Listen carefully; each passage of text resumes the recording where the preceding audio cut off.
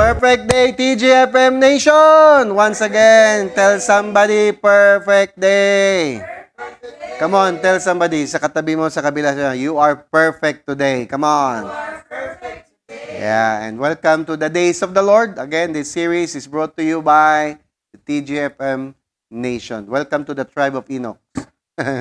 Yeah, and of course, this series talks about the movement of the Lord in these last days. And for those who are joining us for the very first time, we welcome you.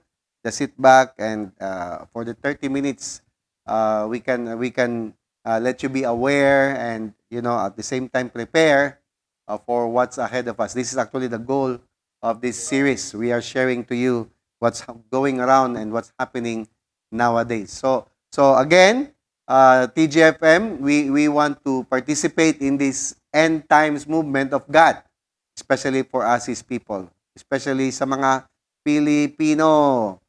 May mga Pilipino ba dyan? Okay.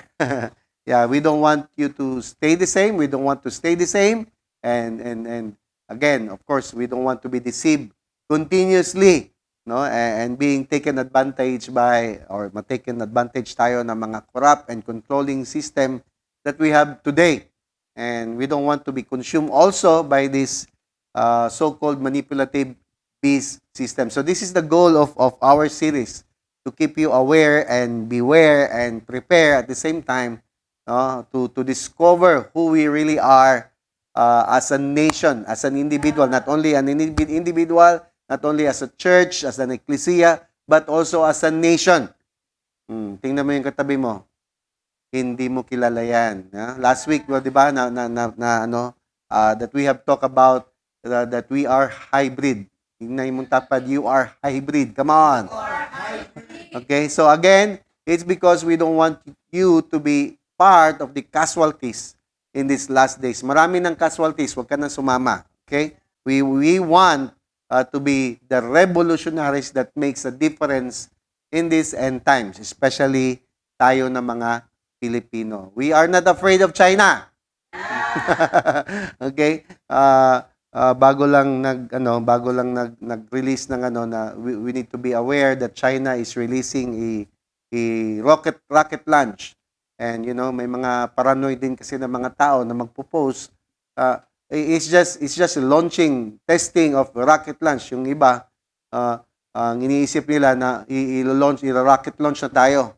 Ay nako, mga paranoid minsan ng mga tao. But again, it's because they are unaware of what's happening around. Are you following? So we are not afraid. Sabihin mo sa kanila, you should not be afraid. Come on. We are not afraid of anyone. Not because US, dahil andyan yung US, nagbaback up. Actually, we don't even need the US.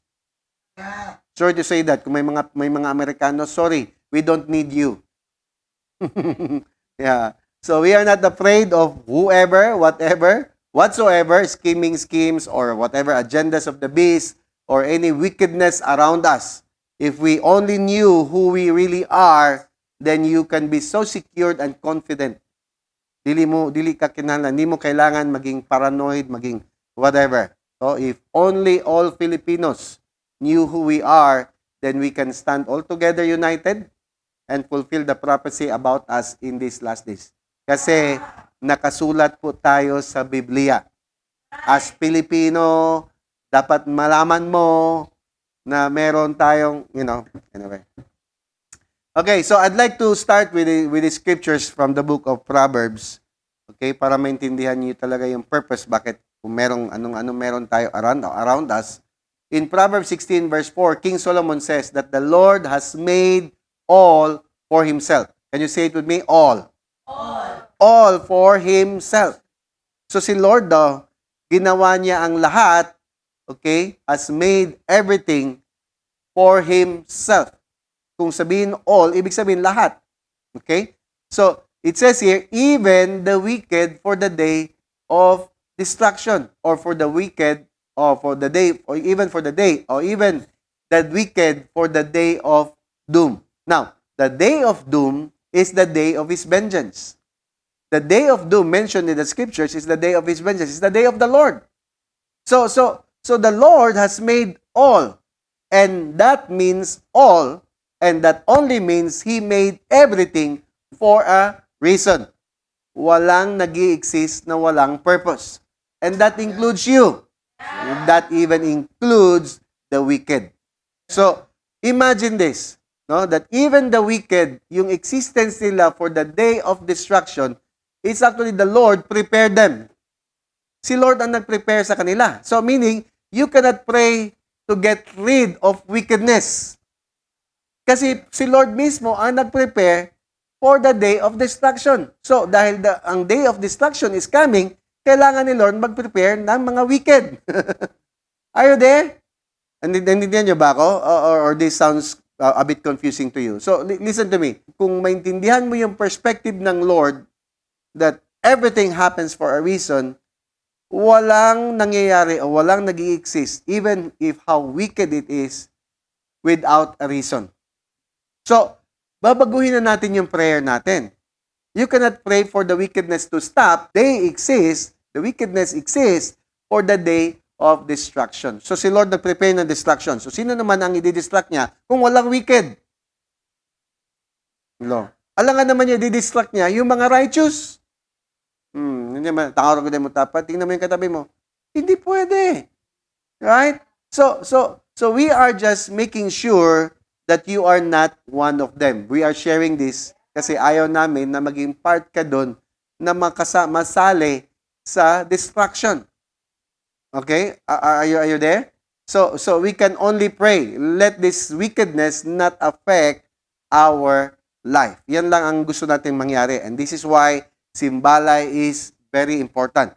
Because we are setting up the presence and the power of God in our homes. Diyan sa bahay nyo. We are setting up a huge hedge of protection, covering sa bahay nyo para kung ano man ang nangyayari around you, no, hindi ka maapektuhan. Are you there? That's why you are so blessed to be there in Simbalay. And if you are the host, if you are the one facilitating in your own household, then you are blessed. Come on, tell somebody, you are blessed. Come on. So this is not an agenda or whatever for church thing or whatever. This is actually what the Lord wants us to do. It is time to go back to what we were, who we were, and how we should set up ourselves to become who God, kung anong gusto niya mangyari before all of us, before the Lord or the coming of our Lord Jesus Christ. So we want our household to be protected in these last days. Andiyan ba tayo? We don't want you to be in the church building. Ayaw na, hindi na namin, well, may mga ilan pa rin na nasa church building tuwing Sunday or whatever day, but we don't want you to do that. We were led to introduce house church. Simbalay. Okay? Because this was actually in the beginning. Ito naman talaga yung unang-una. So, binalik lang tayo sa dati kasi nga may hinahanda ang Lord para sa world. Are you there? Okay? So, we don't want you to be in the church building because that's where contamination can be so dangerous, you know. And alam natin na sa church, ang dami mga hypocrisy and, you know, we don't want to be involved on that. We don't want to be contaminated. And baka ma-hurt lang tayo. Kaya nga, marami nang hindi nag-church dahil nakikita nila to. Can't you see?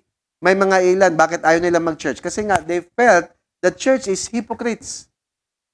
Oh, yung mga a bunch of ano lang, para kunwari, pag sa church, banal, pero pag sa bahay, wala'y klaro. So, this time, no. We want to set up an authentic, okay, people, and that must start in each and every household. Kaya ka nandyan. Kaya i-bless ka ng Lord. Andiyan ba tayo? Okay, so we want to remind you this. I quoted this last week, okay, from Apostle Jude. Jude warns us that in these last days. Okay, let's move this. Let's look at this in the verse Jude chapter 1. Okay, wala na may ibang chapter. Isang chapter lang naman yan. But in verse 4, it says, there have been some who have sneaked in among you unnoticed. So Jude is addressing the church na merong mga nakapasok. In fact, in other translation, no, certain men have crept in unnoticed who long ago, take note of this, were marked out for this condemnation. Sabi ni Jude, na itong mga nakapasok daw unnoticed, na creep in unnoticed in the ecclesia, were marked out long ago for condemnation.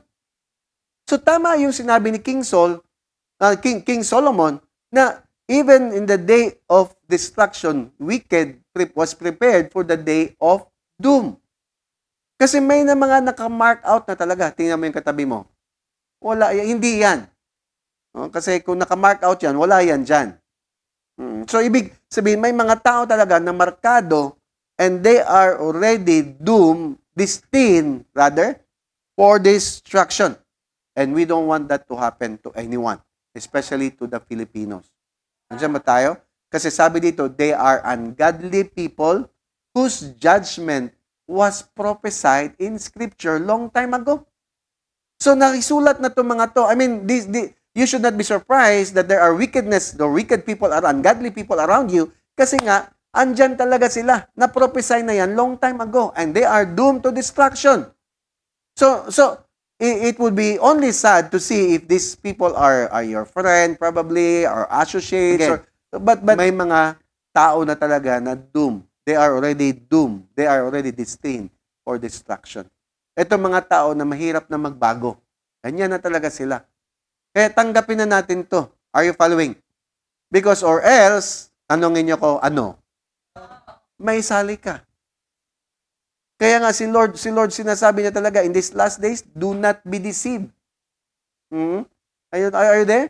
Okay. Ito yung sinabi ni Jude. They have perverted, okay, but why they are doomed to destructions? They are ungodly people whose judgment was prophesied in the Scriptures long time ago. Why? Because they have perverted the message of God's grace into a license to commit what?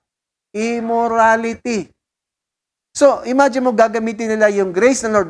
Grasya naman eh. Hindi na kailangan na. Once you are saved, itong mga to, delikado. Because they are making or perverting the message of God's grace, giving them license to commit immorality and turn against our only absolute master, our Lord Jesus Christ. So beware. Beware about these people. Don't you ever dare listening to them. Ayaw natin ma-deceive. Ang grasya ng Lord will give you the power and the strength to overcome sin. Always remember that. Grace that God has saved us. Listen to me. Na-save tayo because of grace. But it is that grace also that will empower us and will strengthen us and enable us to be holy before the eyes of our Lord. Are you following? So it's God working on all of these things. God is behind everything we see happening, including those we don't even see. Because nothing happened on earth without God's knowledge, and nothing is hidden behind God's eyes. Kaya chill ka lang. Come on, somebody, chill ka lang. Come on. So you don't need to be so alarmed about what's happening around us, about China, about vaccines, about this AI, about these robots, about, these things must occur or must happen because meron purpose ang Lord sa lahat. But for us, na mga people whom chosen by the Lord, always remember, ina-aware tayo para may magawa tayo. It's not to hide, but it's to shine. It's time to arise. Come on, tell somebody, it's time to arise. Come on. So God holds all the mysteries, seen or unseen, dito sa earth. Whether above the earth, beneath the earth, under the earth. So God holds everything. Either God allowed or withholds, it's always in His hands. Yet, among all the creatures God created, tayo lang ang merong advantage of knowing all these happenings. Even the schemings of the wicked, because we are God's chosen creatures who host His image and His likeness. Kaya blessed tayo. Sabi, you are blessed. Come on. Kasi of all the things that will happen around us, tayo lang yung makakaalam at makakadiscern sa mga nangyayari. Bakit? We have the Spirit of God inside of us. We are hosting the image and likeness of God. Remember? And the Bible says in 1 Corinthians chapter 2, remember this, we understand these things. What's these things? Things that are happening. The mysteries. Things that we can see and things that we see. We can discern. For we have the mind of, and remember, we are His hybrids. Hybrid ka. Bakit? You are. Like for example, me as Roy, Pastor Roy, inside of me is Christ. So Roy is the one talking, but Christ is the one giving me, instructions to talk about. What are those things that I need to talk about? So it's not only my idea. This is God's agenda. Are you following? So all of those who are in Christ are hybrids. So tingnan mo yung host dyan. Tingnan mo yung dyan. Hybrid yan. Because he has the mind of Christ. Wow. So God is concerned now, yung concern ng Lord talaga is the attitude of our heart. Okay?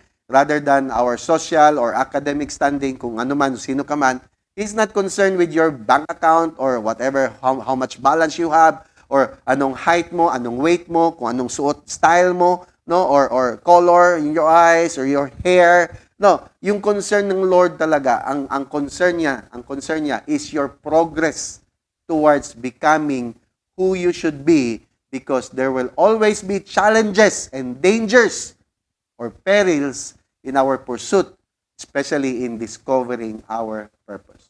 We are here in this series, we are teaching you about these last days, because in these last days, again, God has a purpose, and we want to not only discover, but develop our purpose. Andiyan ba tayo? Kasi lahat may purpose. Ibig sabihin, kung may wickedness, may purpose ang wickedness, may purpose. All the more na may purpose ang righteousness. And how many of you would stand for righteousness? Come on! And the more na dapat mag-seek tayo sa purpose natin. Sabihin mo nga sa katabi, may purpose ka. Come on, may purpose ka.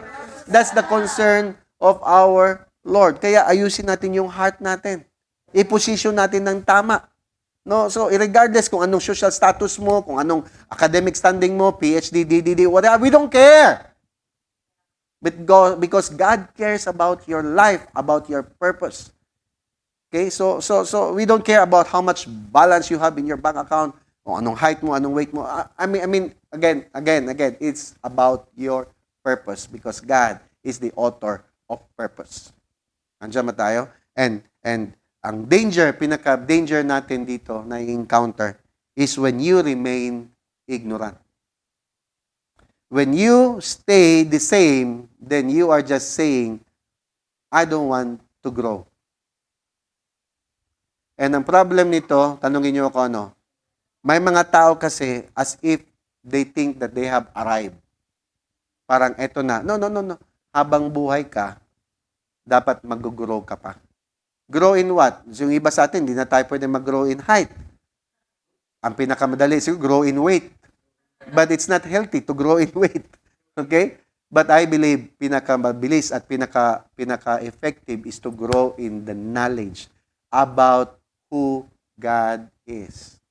Because again, that's prioritizing, that's seeking the kingdom of God. Are you there? So there are perils of ignorance, dangers of ignorance. Look at this. One of the most destructive force this world knows is ignorance. I don't know if you have heard me quoting the statement of a teacher from Oral Roberts University. Sabi niya that love makes the world go round. Actually, it's not love, it's ignorance. Ang pagka-ignorante ng bawat isa is the most destructive force this world can offer. And actually, that's where Satan is controlling. Because Satan can only control you to the things that you don't know. Remember, Satan is known to be the prince of darkness. And darkness simply means ignorance. Are you there? When you are in the dark, mahirap kaya. Tama? And in fact, ignorance, because of ignorance, it causes wars. It causes poverty. Kaya kung bakit may mga wars and rumors of wars ngayon, bakit may poverty, bakit may fear or anxiety, It's because of ignorance. And it also destroys the lives of millions or billions of people.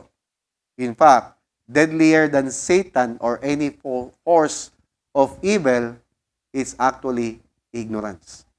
Therefore, ignorance is the number one enemy of life. Come on, tell somebody, don't be an ignorant person. Come on. What do you mean by ignorance? No, from the root word ignore. That's why the Bible says, my people are destroyed for lack of knowledge. Hindi naman walang knowledge, kulang ng knowledge. And most of you watching me today, okay? Some of you would argue with me about some words or some statement that I'm sharing because you have your knowledge. Kaya may mga debate kung bakit may mga disagreement because you are also knowledgeable. But what I am imparting to you is not only the knowledge that comes from me, but the knowledge that comes from the scriptures and the knowledge that God wants us to embrace. Because this is about life. And for some of us, ang pinakamahirap na i-embrace na knowledge is the knowledge about our God. Kaya you are destroyed. People are destroyed. For what? Because they think that they know everything. Especially if you have PhDs, DDDs, and you are a learned person. Yeah, no problem with knowledge. I know you have knowledge, but lack of knowledge. Now, according to Webster, Miriam, sabi niya, ignorance is the quality or condition of little or lack of knowledge. So it's the same thing. People perish because of ignorance. Are you there? So when ignorance is used to describe our understanding of purpose, okay, kasi lagi naman natin narinig yung purpose, it means that we have little knowledge, lack of knowledge about our education or experiences concerning the reason of our existence. I hope, this is basic, okay? Hindi ko naman to masyado, but pinapaintindi ko lang sa inyo ba that the reason why people are so perplexed, so anxious about what's happening today is because you don't know who you are. We know neither the motive for God's creating us nor the end toward which our existence leads. Hindi mo ba naitanong kung bakit ngayon ka naisilang sa panahon ngayon? Hindi ka naisilang kahapon. Hindi ka naisilang sa panahon ni Jose Rizal. Bakit ngayon? Have you ever asked that question? Ibig sabihin, may dahilan. And we don't want you to just perish without knowing your purpose. That's why we are so eager, we are so desperate. Ito yung trabaho namin, ini-inform namin yung siniset free namin yung mga tao sa pagiging ignorante. That's why we want you to be in the process. Are you following? Most people today are unaware of God's plans and purposes of their lives. Kung ganyan ang mangyayari, if we are unaware of His plans and purposes of our life, for our lives, our existence, yung existence natin will become a trial and error game. And most people today, ganyan ang buhay. Trial and error. At singan lang natin, tingnan natin kung trial and error, what? Tapos na tayo dyan. Dapat mag-move on na tayo to be sure and secure and confident. We should be hitting the mark all the time. Hindi pwede yung random shooting lang tayo. Wala. Mahirap, you will be wasting bullets. Tama ba? And you are wasting life. You are wasting your time. Worse, ano ang worst? Tanungin niyo ko anong pinaka-worst. Ang pinaka-worst, it will not only affect you, but also will affect your next generation. Are you there? Bakit? Tanungin niyo ko bakit. Ito, continue. Ano sabi ni Hosea? Because you have rejected knowledge. Why people perish? Because of lack of knowledge. Why lack of knowledge? Ignorance. They ignore knowledge. So because you have rejected knowledge, because you have ignored knowledge, I also will reject you from being what? Priest. Now, this is not a religious assignment. Priest is simply representation. then the Lord is just saying, because you have rejected knowledge, you don't know about me, I mean, you have rejected the things that must be embraced, then I will reject you also as my representative. Because you have forgotten the law, of course, because you have rejected knowledge, you will also forget the law. Then, ano sabi? I will also forget your children. So yung pagiging ignorante mo, hindi lang ikaw naaapektuhan, pati yung next generation mo. Don't you ever think kung sino ka, mga tatay, may mga tatay dyan. Gusto mo yung anak mo na maging excellent, maging ano, and then mas powerful pa, mas ano pa sa'yo? How can you expect that na ikaw man ang source? Kung ano ka, anong makikita mo, actually, that reflects who you are. Hello? Are you there? You cannot be blaming your kaning bataan ni mananap jud. No, asa man nagikan sa imuha man. And then, grabe ka mo kastigo, grabe ka mo sa asa nagagikan. Wala ko nagsermon, wala ko nagsuko. I'm just telling you the truth, the fact.